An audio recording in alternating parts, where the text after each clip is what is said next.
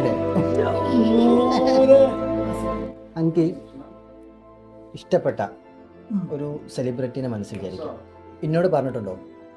എനിക്കറിയാൻ ഒരു സാധ്യതയില്ല. ഇല്ലല്ലോ? ആ ആളെ നന്നായിട്ട് മനസ്സിൽ വിചാരിക്കുക. ഓക്കെ, ഇനി കണ്ണെടുക്കുക.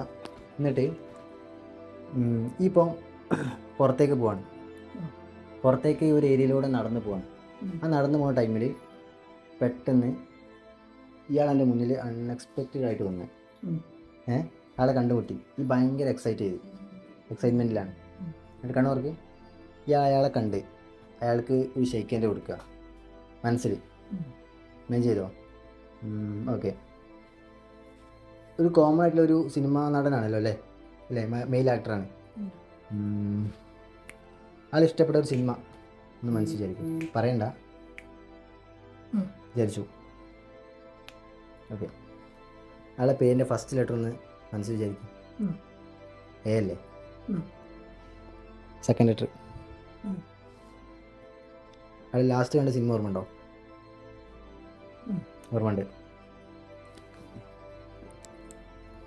ഞാൻ ട്രൈ ചെയ്ത് നോക്കട്ടോ. ഇത് റെഡി ആവുമോ അറിയില്ല. വെറും ട്രൈ.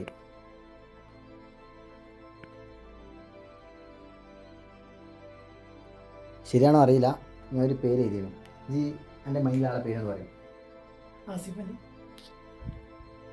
കിട്ടിയില്ലേ?